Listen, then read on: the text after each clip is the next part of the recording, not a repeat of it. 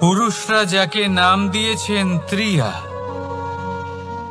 কেন দিয়েছেন, কে দিয়েছেন, কেউ তা জানে না।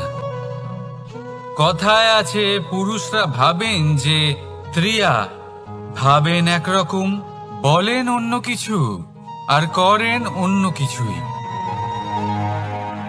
কিন্তু সত্যিটা কি এটাই? আসল সত্যি হলো এটাই যে ত্রিয়া হলো সেই চরিত্রহীন পুরুষ আর কেউ নয়। সেই পুরুষ যারা নারীকে বলেন যে আপনি হলেন মা, আপনি হলেন দেবী, আপনি হলেন বোন। আর ভাবেন কি? ভাবেন যে এই নারী হলো আমাদের পায়ের ধুলো আর কিচ্ছু নয়। আর কি করেন? ওনাদের মাথায়, ওনাদের খোপায় মালা পরিয়ে দিয়ে ভাবেন যে ওনারা হলেন তাদের পায়ের ধুলোর সমান। একজন নারীর সম্মান ভঙ্গ করেন, তাদের দাসী মনে করেন।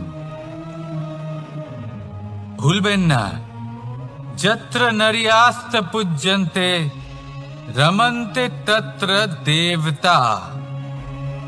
অর্থাৎ যেখানে নারীকে পুজো করা হয় সেখানে ঈশ্বর বাস করেন, আর যেখানে নারীকে অপমান করা হয় সেখানে ঈশ্বর এবং ভাগ্য এই দুই রুষ্ট হয়। মনে রাখবেন, যদি নারী কল্যাণকারী হতে পারেন তাহলে নারী মহাচণ্ডী রূপও ধারণ করতে পারেন।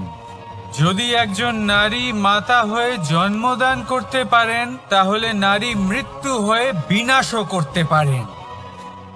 যেখানে নারী অপমানিত হবেন সেখানে মহান ভারতও মহাভারতের পথে অগ্রসর হতে পারে। তাই মনে রাখবেন, নারীর অপমান যেন কখনোই না ঘটে। আর যদি কোথাও নারীর অপমান হয় তার অর্থ হলো আপনার বিনাশ আপনার দিকেই আসছে। আর এটা হলো তার প্রথম পদক্ষেপের প্রথম পদধ্বনি। রাধা রাধা। যদি সন্তান কোনো দুষ্কর্ম করে তাহলে সেই অপরাধ শুধু কি সেই সন্তানের? না, যদি সন্তান দুষ্কর্ম করে তাহলে অপরাধী তার মাতা পিতাও, যারা পুত্রমোহর কারণে সেই অনুচিত কাজে তাকে বাধা দেননি।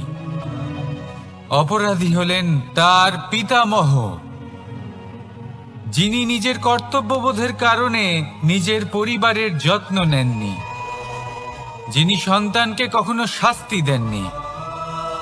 অপরাধী হলেন তার সেই গুরুও, যিনি নিজের শিষ্যের সেই দুষ্কর্ম দেখেও তাকে প্রতিহতও করতে পারেননি। একজন হবু রাজার কর্তব্য হলো নিজের প্রজার কাছে সে যেন এক উদাহরণ প্রস্তুত করতে পারে। কিন্তু যদি এত অনুচিত উদাহরণ প্রস্তুত হয়ে থাকে তাহলে মা বাবার, বাড়ির বয়োজ্যেষ্ঠদের কর্তব্য হলো ওনারা যেন সেটা সেখানেই থামান,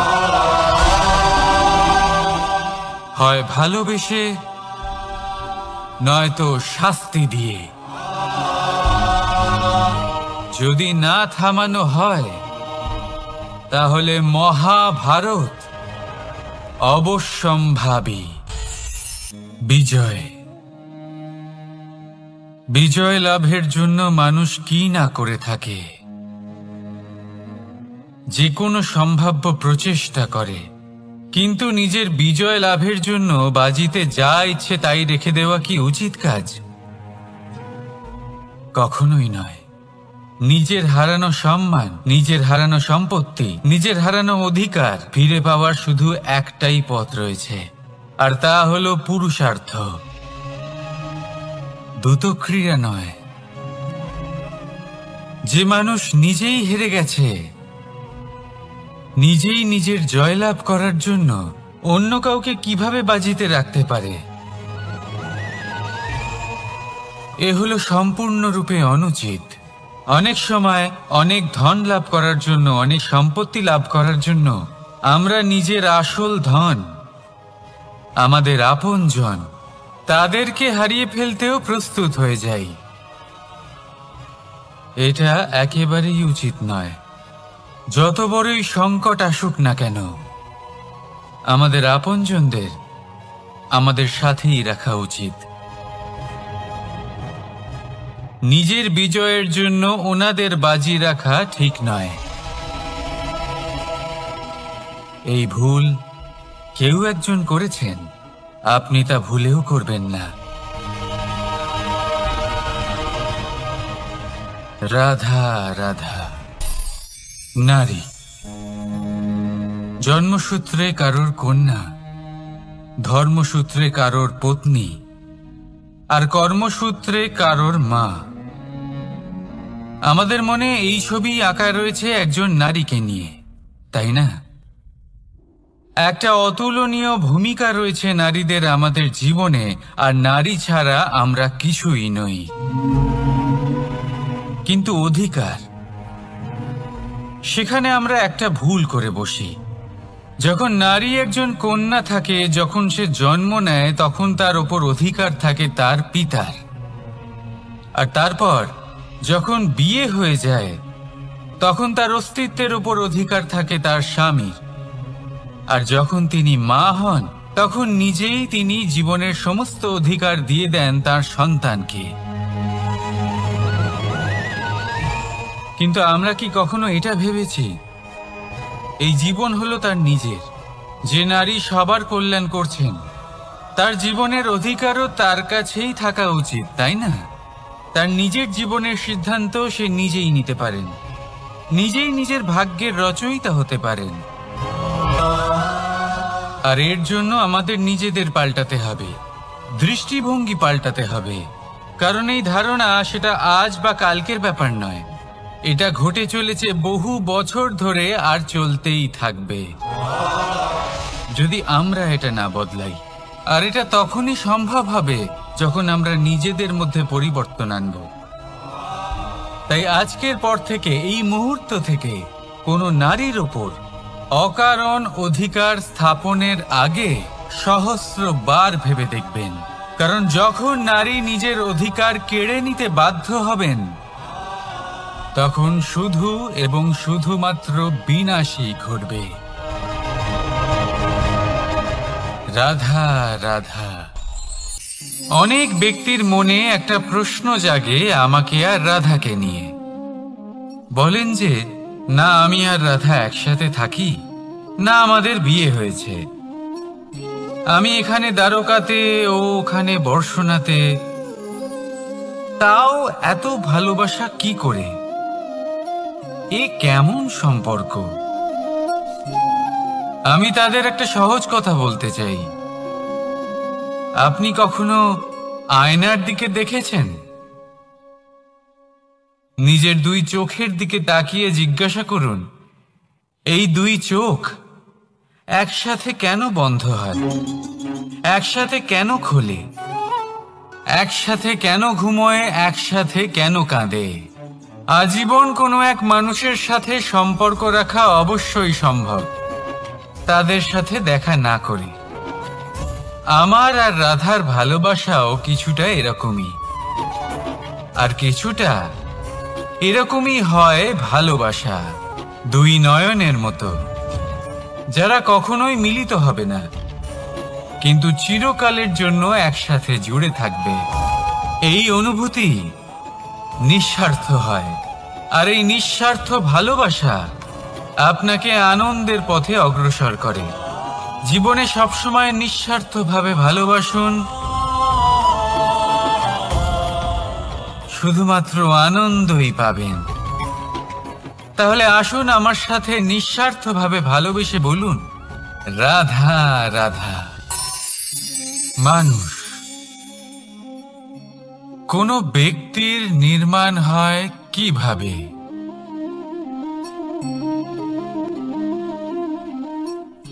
কেউ বলবেন পঞ্চতত্ত্বের দ্বারা, কেউ বলবেন আত্মা, দেহ ও চেতনার দ্বারা, কেউ বলবেন ঈশ্বরের কৃপার দ্বারা, তো কেউ বলবেন এই প্রকৃতির পরীক্ষার দ্বারা।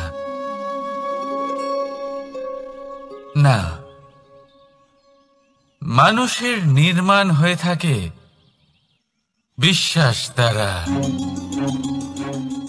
ব্যক্তি তখনই গড়ে ওঠেন যখন ব্যক্তিত্ব থাকে, ঠিক কিনা? আর ব্যক্তিত্ব তখনই হবে আর সেরকমই হবে যেরকম বিশ্বাস আপনি নিজের উপরে রাখবেন। যদি আপনি মনে করেন আপনি বিষের ন্যায় হবেন, তাহলে আপনি বিষাক্তই হবেন। যদি আপনি এটা মনে করেন যে আপনি অমৃতের ন্যায় হবেন, তাহলে আপনি অমরই হয়ে যাবেন। যদি আপনি নিজের উপরে বিশ্বাস রাখেন যে আপনি সংসারের সব থেকে উঁচু পর্বতের শিখরে পৌঁছতে পারবেন, তাহলে আপনি অবশ্যই পৌঁছবেন। যদি আপনার এরকম মনে হয় যে আপনি এরকম কখনো করতে পারবেন না,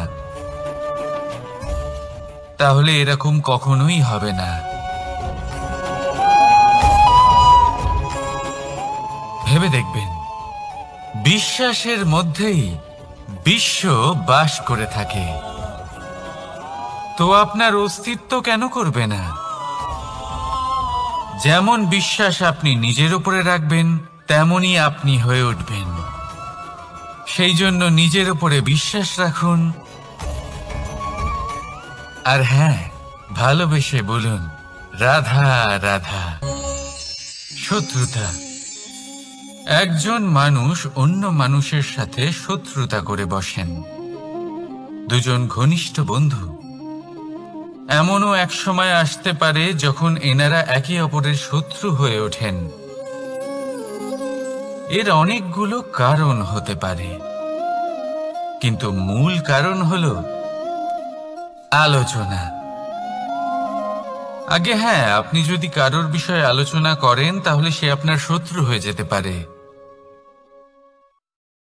এবার মনে একটা প্রশ্ন আসতে পারে যে এটা কিভাবে সম্ভব হতে পারে? আলোচনা, এটা তো অত্যন্ত জরুরি। যদি আমি নিজের বন্ধুর খারাপ কাজের বিষয়ে আলোচনাই না করি, তাহলে সে শুধরবে কি করে? এ কথা সত্যি যে আলোচনা আবশ্যক, কিন্তু তার থেকেও বেশি গুরুত্বপূর্ণ এবং আবশ্যক হলো আপনার এই সিদ্ধান্ত। সিদ্ধান্ত এটাই যে আপনার এই আলোচনা কোন স্থানে করবেন। যদি এটা সবার সামনে করবেন ভাবেন, তাহলে তা অপমানও হয়ে যেতে পারে।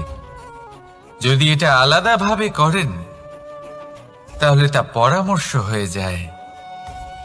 অপমান কেউ স্বীকার করতে পারেন না, কিন্তু পরামর্শ সকলের ভালো লাগে।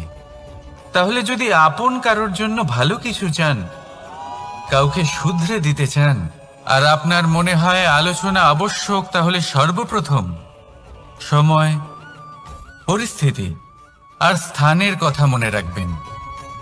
নয়তো এই আলোচনা আপনাকে খুব ভোগাতে পারে। তাহলে আসুন আমার সাথে ভালোবেসে বলুন রাধা রাধা।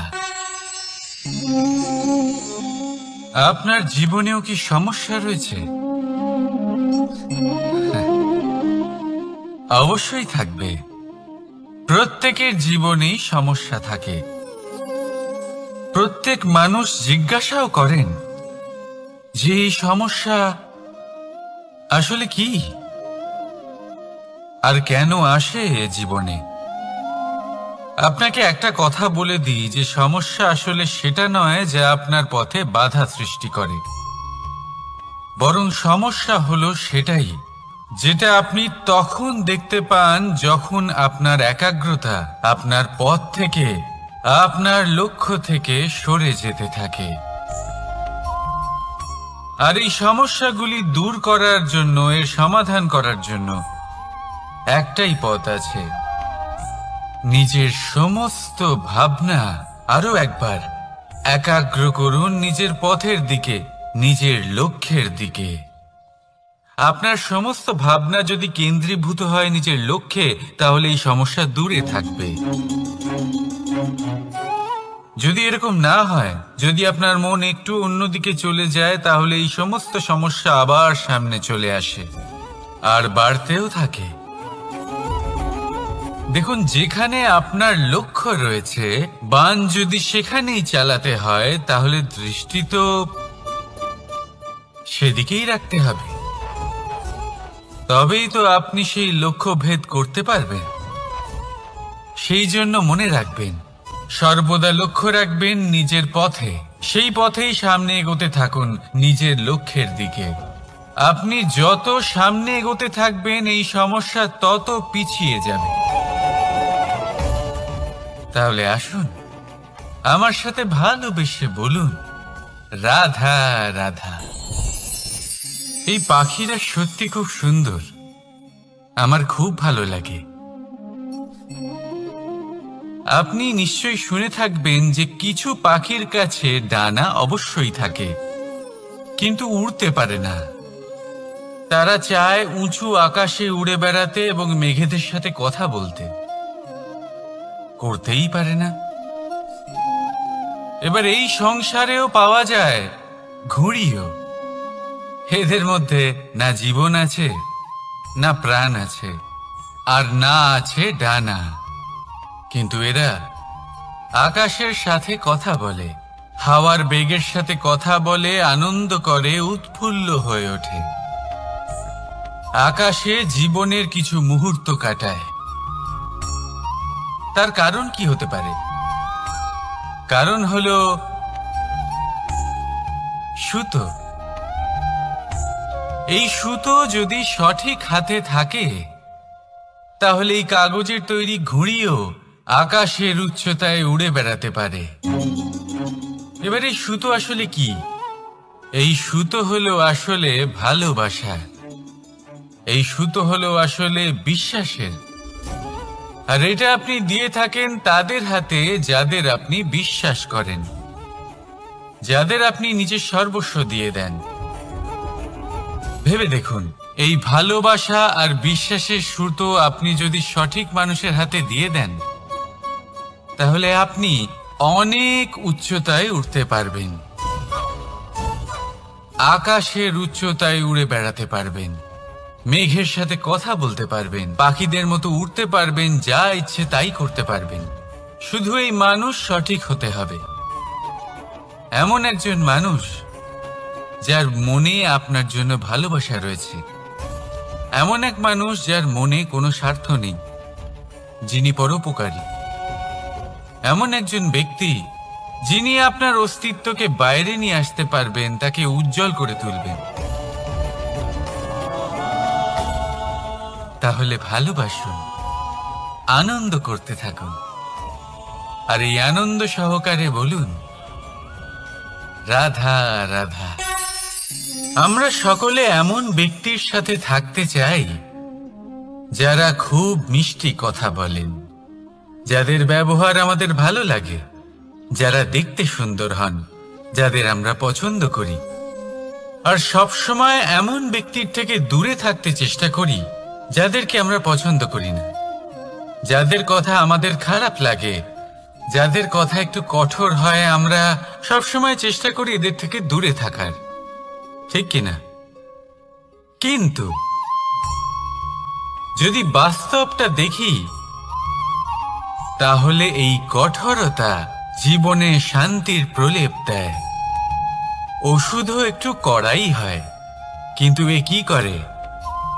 আমাদের সুস্থ করে তোলে। ঠিক সেইভাবেই ভালোবাসার এই অধ্যায় একটু কঠিন, একটু কড়াও মনে হতে পারে, কিন্তু এর ফল সবসময় আপনাদের স্বাস্থ্যের পক্ষে ভালোই হয়।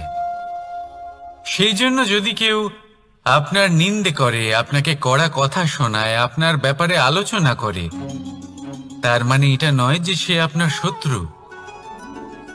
হতে পারে তিনি আপনার বন্ধু হন, আপনার জন্য ভালো চান, আপনাকে শুধরে নিতে চান, আপনার মধ্যে কোনো পরিবর্তন দেখতে চান। সেই জন্য কখনো কারোর কথা শুনে বা কাউকে দেখে প্রাথমিকভাবে এই সিদ্ধান্ত নেবেন না যে তিনি আপনার শত্রু হন নাকি আপনার বন্ধু হন। এমনও শত্রু হয়ে থাকেন যে গুড়ের মতো মিষ্টি মিষ্টি কথা বলে আসলে আপনাকে বিষ পান করিয়ে দেবেন। আর এমনও বন্ধু থাকেন যারা আসলে নিমের মতো কড়া কথা বলেন, কিন্তু আপনাকে অমৃত পান করান। এদের মধ্যে পার্থক্য করতে জানতে হবে। কে আসলে শত্রু হন, আবার কে আসলে মিত্র হন। এই পার্থক্য যখন আপনি করতে শিখবেন, তখন আপনি এই সংসারের সব থেকে সুখী প্রাণী হয়ে উঠবেন। এই পার্থক্য বোঝা সহজ নয়, কিন্তু অবশ্যই আবশ্যক। রাধা রাধা। অসুখ। এমন কোনো মানুষ আছেন এই সংসারে যার অসুখ করে না? প্রত্যেক মানুষ কখনো না কখনো অবশ্যই অসুস্থ হয়েছে, তার এই শরীর রোগের শিকার অবশ্যই হয়েছে। এবারে দেখুন, এই রোগ আসে, আবার এই রোগ চলেও যায়, কিন্তু সেই রোগ আমাদের কষ্ট দিতে কেন সক্ষম হয়? কারণ হলো স্বচ্ছতা। যদি এই স্বচ্ছতা শরীরে না থাকে, তাহলে মানুষকে শারীরিক কষ্ট পেতেই হবে। ঠিক সেইভাবেই অত্যন্ত প্রয়োজনীয় হলো এই স্বচ্ছতা যেন মনেও থাকে। যদি এই স্বচ্ছতা মনে না থাকে, তাহলে মানুষ চারিত্রিকভাবে কষ্ট সহ্য করেন। এবারে নিবারণ কি হতো? বড়ই সহজ এর উপশম। যদি রোগ শরীরে হয়, তাহলে সর্বপ্রথম স্বচ্ছতা বজায় রাখতে শিখুন। এই শরীরকে পরিষ্কার রাখতে শিখুন। বিচক্ষণতার সাথে এই রোগের সম্মুখীন হন। ভয় পাওয়ার কোনো দরকার নেই। ব্যায়াম করতে থাকুন, সব ঠিক হয়ে যাবে। সেইভাবেই যদি এই অসুখ মনে হয়, তাহলে কি করা যায়? সর্বপ্রথম তার আধারের উপরে নজর দিন। আপনার এই আধারই হলো আপনার আহার। যা আপনি আহার করবেন, সেরকমই মানুষ হয়ে উঠবেন। সেইভাবেই আপনি যেরকম ভাবেন, সেরকমই মানুষ হয়ে উঠবেন। সেই জন্য নিজের ভাবনাকে শুভ করুন, নিজের দৃষ্টিভঙ্গিকে শুভ করে তুলুন। সব কিছু সঠিক হবে। আপনার আমার সবার মধ্যেই এক রাক্ষস বাস করে। তার সম্মুখীন হন, তাকে পরাস্ত করুন। তাহলে এই রোগ সে শরীরেই হোক বা মনের মধ্যে, যদি সঠিক সময় তাকে আটকানো না যায়, তাহলে যে কোনো সময় তা মহামারীর রূপ ধারণ করবে। সেই জন্য সাবধানে থাকুন, সুস্থ থাকুন। তাহলে আসুন, আমার সাথে ভালোবেসে বলুন রাধা রাধা। বাজ পাখিকে পক্ষীরাজ বলা হয়। বাজের আয়ু হলো মোটামুটি 70 বছর। এবার 40 বছর হতে হতেই ওদের পালক লম্বা এবং ভঙ্গুর হয়ে যেতে থাকে। ঠোঁট বেঁকে যায়, ডানা ভারী হয়ে যায়, অর্থাৎ আগের মতো উড়তে পারে না, সেই শক্তি থাকে না। এবার সেই বাজ কি করবে? বাজ সব থেকে কঠিন নির্বাচন করে। নির্বাচন নিজের পুনর্স্থাপনার। সর্বপ্রথম একটা বিশাল পর্বতে যায়, একান্তে নিজের এক বাসস্থান তৈরি করে, আর তারপরে পাথরের সাথে নিজের ঠোঁট বারবার আঘাত করতে করতে সেই ঠোঁট ভেঙে ফেলে। তারপরে সে অপেক্ষা করে সেই ঠোঁট পুনর্নির্মাণ হওয়ার। তারপর সেটাই করে নিজের পালকের সাথে। তারপরে নিজের ডানা থেকে এক এক করে ভারী পালকগুলো ছিঁড়ে ফেলে দেয়। আর তারপর 150 দিনের এই যন্ত্রণা সহ্য করার পরে ও ফিরে পায় নিজের ওড়বার অনন্য ক্ষমতা, সেই শক্তি। আর তারপরে ও জীবনের পরবর্তী 30 বছর বাঁচে। কি বুঝলেন আপনি? যদি ইচ্ছে শক্তি থাকে, তাহলে একজন দুর্বলও শক্তিশালী হতে পারে। আপনিও এটাই করুন। নিজের অতীতের যন্ত্রণার বোঝাগুলিকে ত্যাগ করুন, আর কল্পনার খোলা আকাশে উন্মুক্ত হয়ে উড়ে বেড়ান। নিজের পুনর্স্থাপনা করুন, তবেই সর্বশ্রেষ্ঠ হতে পারবেন। আর মনে রাখবেন, এই ছোট ছোট পদক্ষেপই বড় বড় শিখরে পৌঁছে দিতে পারে। তাহলে আসুন আর আমার সাথে ভালোবেসে বলুন রাধা রাধা। আপনি কি কখনো জলকে নিজের মুঠোতে ধরে রাখার চেষ্টা করেছেন? চলুন আজ করা যাক।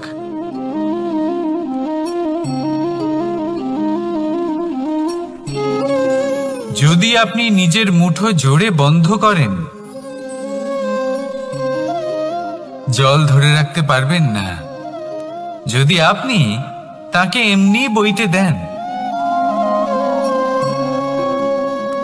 তাহলে ও নিজের পথ নিজেই করে নেবে আর আপনার হাতেও থেকে যাবে। আমাদের জীবনও হলো কিছুটা এরকম, জলের মতো। নিজের পথ নিজেই করে নেয় এই জীবন। প্রত্যেক সমস্যার সমাধান নিজেই করে নেয় এই জীবন। তাই জীবনে যখন কোনো পরিস্থিতি আমাদের প্রতিকূল হয়ে থাকে, কিছুই হয়তো আমরা বুঝতে পারছি না, কিছুই যখন বসে থাকে না, তখন আমরা হতাশ হয়ে পড়ি, নিরাশ হয়ে পড়ি। আর এটাই করা উচিত নয়। শান্ত মনে দেখতে হবে যে এই জীবনে আসলে কি ঘটে চলেছে।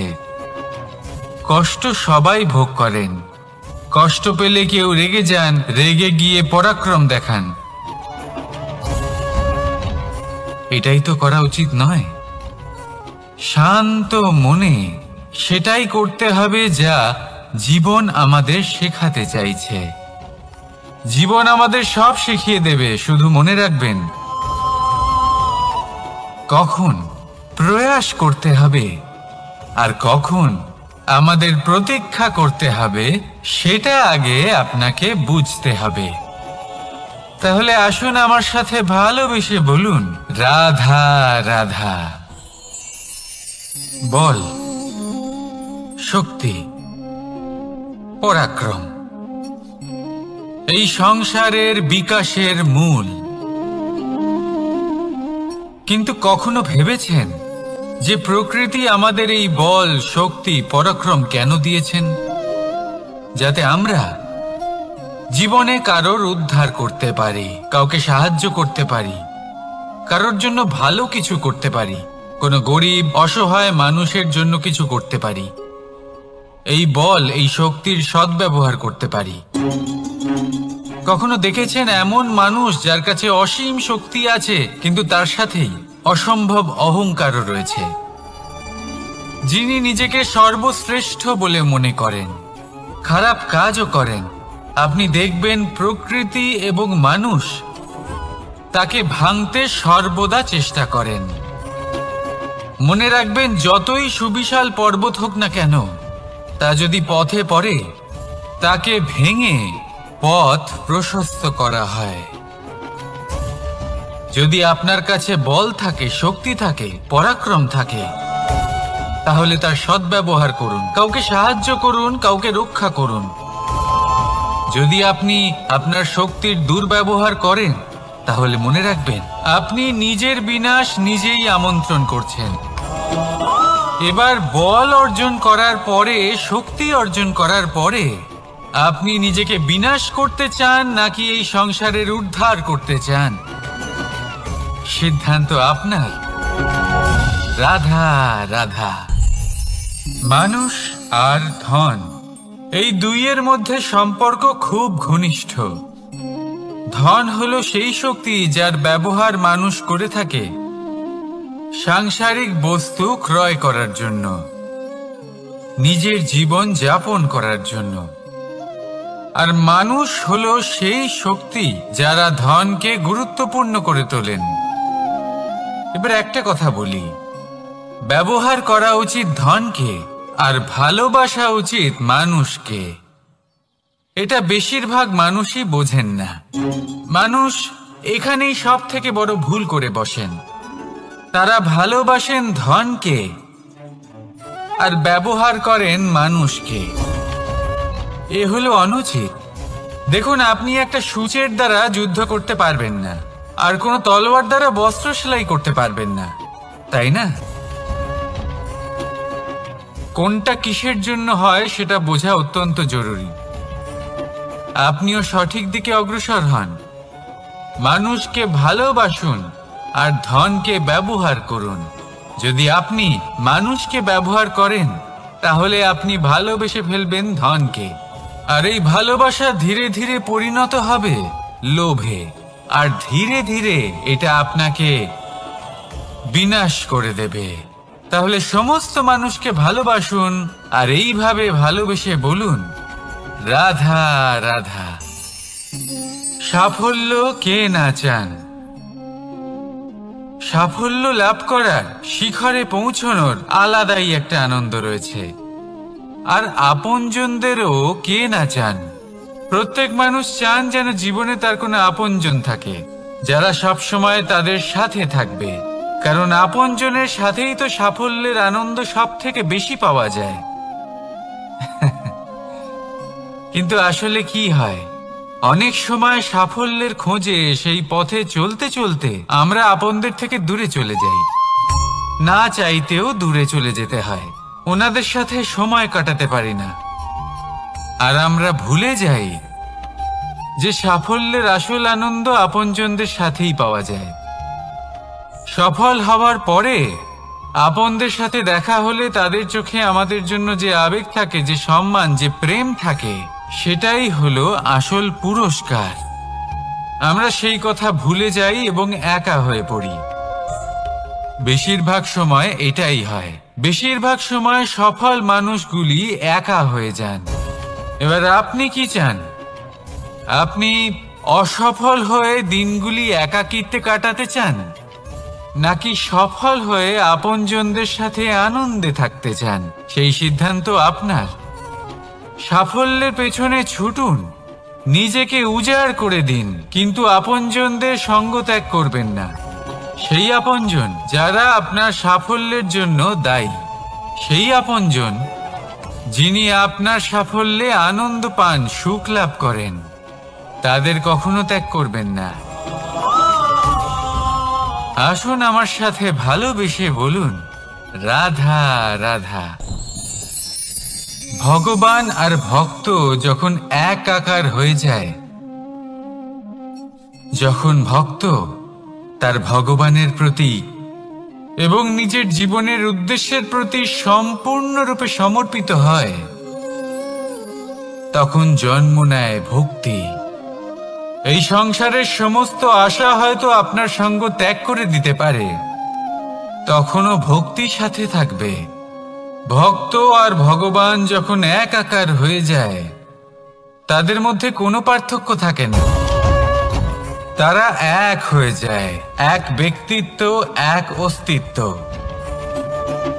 সেই জন্য কখনো জীবনে যে কোনো রূপেই, যে কোনো প্রকারেই, যে কোনো ঈশ্বরকে মান্য করুন। মনের মধ্যে শ্রদ্ধা ভাব জাগ্রত করুন, মনে ভক্তি ভাব জাগ্রত করুন। এই সমগ্র সংসারে সব কিছু আপনাকে ছেড়ে চলে গেলেও তখনও এই ভক্তি শুধুমাত্র আপনার উত্থান ঘটাবে।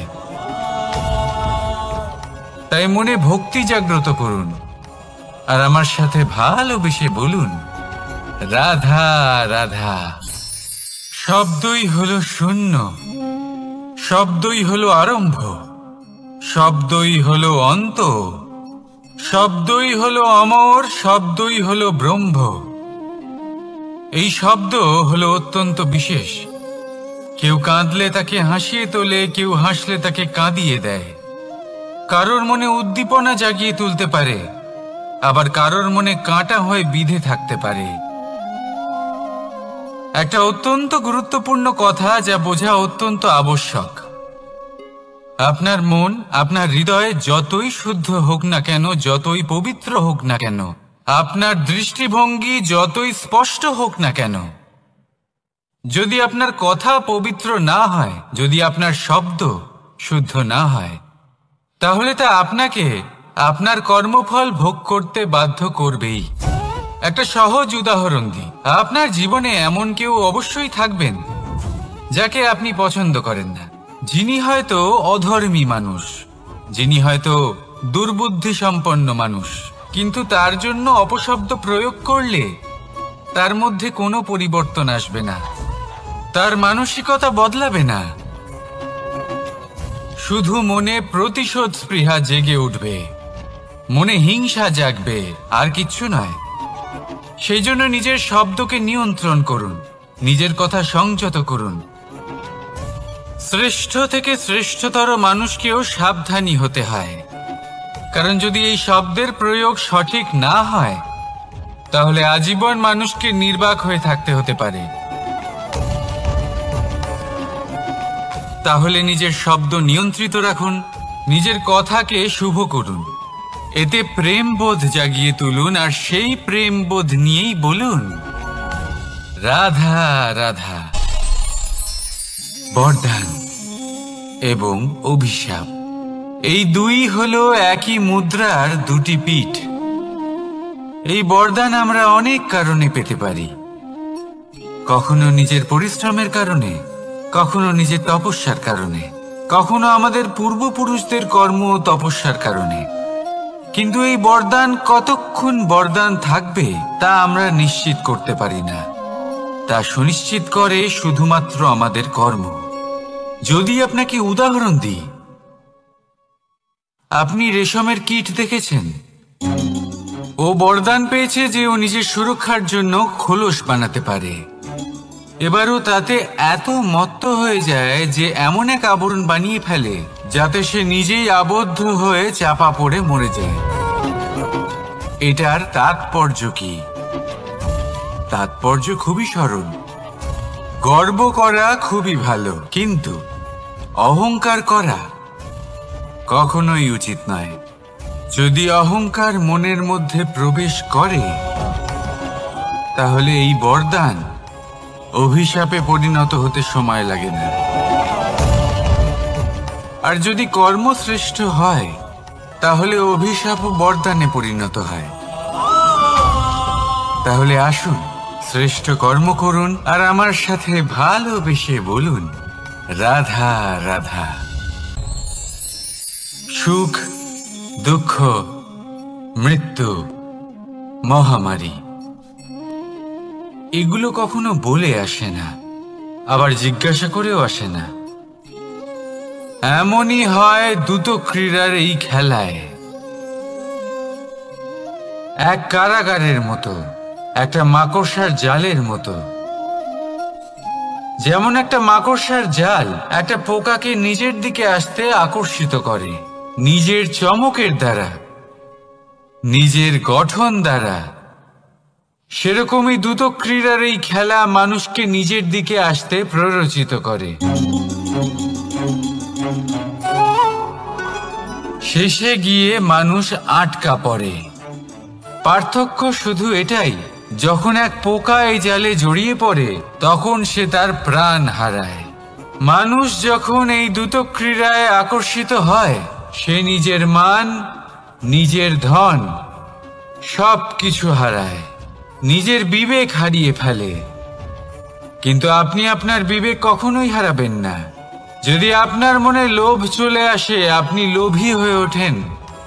যদি আপনি দ্রুত ক্রীড়ার এই খেলায় আটকা পড়েন, তাহলে মনে রাখবেন এই খেলা থেকে ফিরে আসা প্রায় অসম্ভবই বলা যায়।